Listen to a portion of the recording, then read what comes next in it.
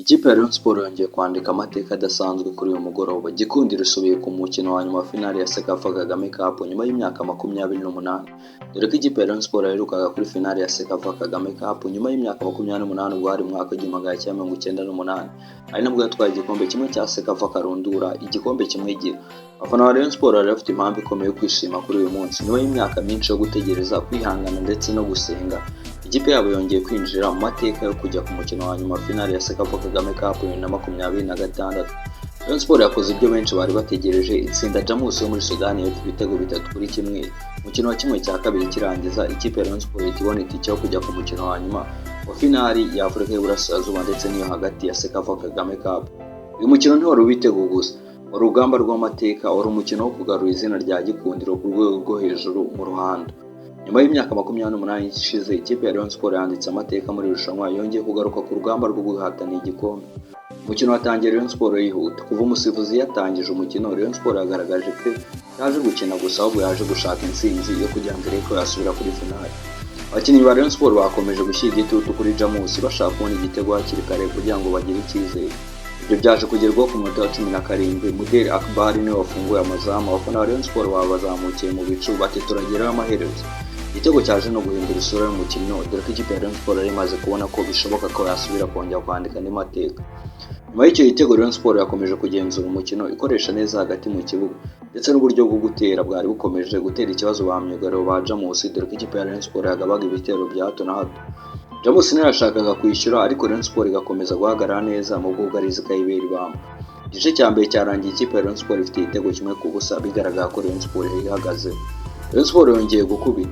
Abakinnyi ba Rayon Sports bagarutse mu gice cya kabiri bafite imbaraga nyinshi. Ntibyatinze ku munota 59, Ibrahim Jangre yahise atsinda igitego cya Rayon Sports, igitego cya kabiri, bituma amahirwe yo kugera ku mukino wa nyuma arushaho kwiyongera cyane. Igitego cyatumye abafana ba Rayon Sports bari bari kuri stade batangiye kwizera ko amateka agiye kwandikwa bushyashya. Ariko Jamus ntiyigeze yemera gutsindwa byoroshye. Ku munota 71, Jamus yabonye igitego kimwe yongera kugaruka mu mukino, dore ko byari bibaye 2-1. Hari ubwoba bwatangiye kwinjira mu bafana ba Rayon Sports kuko uyu mukino ushobora guhindura amateka. Bavuga ati se Jamus tubonyemo kimwe ari 2 ku munota 71, ubu ntigiye kutugarukana. Igitego cya gatatu, mu minota ya nyuma Rayon Sports yongeye kugaragaza ubunararibonye. Ikipe y'umutoza Haringingo Francis yakomeje kurwana kugeza ku munota wa nyuma, maze ubona igitego cya gatatu cyayihaye amahoro ndetse inashyiraho iherezo ku nzozi zayo za Jamus zo kumva ko Jamus yajya kuri finale. Rayon Sports iboneraho no gukatisha itike. Umukino urangiye ikipe ya Rayon Sports itsinze 3-1 Jamus. Intsinzi iritesha abareyo bito berekeza ku mukino wa finale ya Sekafa Kagame Cup 2026. Rayon Sports yongeye kugera ku rwego rwo kwandika amateka. Kuri inshuro Rayon Sports ntabwo yatsinze umukino gusa, ahubwo yagarutse mu mateka. Nubwo ari ubwa kabiri ikipe ya Rayon Sports igiye gukina umukino wa finale ya Sekafa Kagame Cup. Ubwa mbere byabaye mu mwaka w'1998 ubwo Rayon Sports yatwaraga iki gikombe nyuma yo gutsinda Murandeje FC mu mukino wa nyuma ibitego 2-1. Icyo gihe Rayon Sports yari ihagarariye u Rwanda neza. Ibi ikipe y'u Rwanda yegukanye irushanwa. Nyuma y'imyaka 28, Gikundiro yongeye kugaruka ku rugamba rwo guhatana iki gikombe. Ni amateka mashya ku bakinnyi bashya ba Rayon Sports, ariko ni ishema ku bakunzi ba Rayon Sports bibuka ibihe byiza byo muri 1998.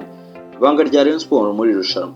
Muri irushanwa Rayon Sports yagaragaje ibintu bitandukanye: ubushobozi bwo kwihangana mu mikino ikomeye, gukoresha neza amahirwe ibonye, ubwugarizi bukomeye, abakinnyi bashobora gufata ibyemezo mu bihe bikomeye. Kuva mu matsinda kugera muri kimwe cya kabiri, Rayon Sports yakomeje kwerekana ko ishaka kugarura igikombe i Kigali. Abafana ba Rayon Sports barongeye kugira icyizere, bongeye babona ko icyizere cy'ibintu byose bishoboka. Abafana ba Rayon Sports iyi ntsinzi ni ubutumwa bukomeye. Ubutumwa bubereka ko iyi kipe yabo ishobora kongera guhangana n'amakipe akomeye yo mu karere. Kugera ku mukino wa nyuma ni intambwe ikomeye cyane, dore ko ari imwe mu ntego nyamukuru ari ugutwara igikombe ndetse bikongera ikandika amateka bushya. Rayon Sports yatsinze Jamus ibitego 3-1, ihita ibona itike yo kujya ku mukino wa nyuma wa Sekafa Kagame Cup. Ndetse kugeza aka kanya abafana ba Rayon Sports ni bamwe mu bantu bari mu byishimo mu karasisi kadasanzwe mu mujyi wa Kigali.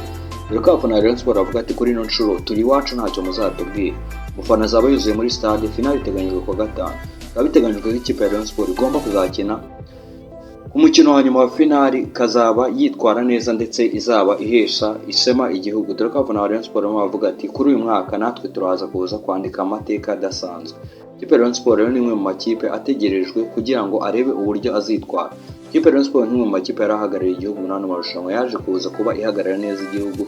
Dore ko APR bari kumwe mu rwego rwo guhagararira igihugu, byaje kuba biyiraburana cyangwa se yaje kuza kuba itaha mu mikino ya mbere itanarenze n'amatsinda. Ni ibintu abantu benshi bagaragaza ko ikipe ya Rayon Sports yerekanye kwihagararaho, yerekana ko ari imwe mu makipe ashoboye kuba yahatana ndetse no guhagarara neza u Rwanda. Gusa nyuma y'imyaka 28 ikipe ya Rayon Sports iraza kongera kwandika amateka adasanzwe. Ikipe ya Rayon Sports tuyitegeho iki ku munsi wo kwa gatanu. Bimwe mu bintu bigaragaza ko ikipe ya Rayon Sports ari imwe mu makipe yaje azi icyo ashaka ndetse ari imwe mu makipe yiteguye guhatana. Ku munsi wa gatanu hazaba ari ibicika kuri stade y'Amahoro, aho abafana benshi biteze kuzareba uburyo ikipe ya Rayon Sports izaba iseruka mu kibuga n'uburyo izaba ihataniye igikombe nk'ikipe iri iwayo. Ni ibintu bishimishije ko haba ku Rwanda n'abakunzi ba Rayon Sports. Kwandika amateka ni bimwe mu bintu bidasanzwe, ndetse ikipe ya Rayon Sports abafana bayo ni bamwe mu bantu bakunda kunezererwa icyerekeye n'intsinzi z'ikipe. Baravuga ati duhe intsinzi ibindi natwe bitubaza.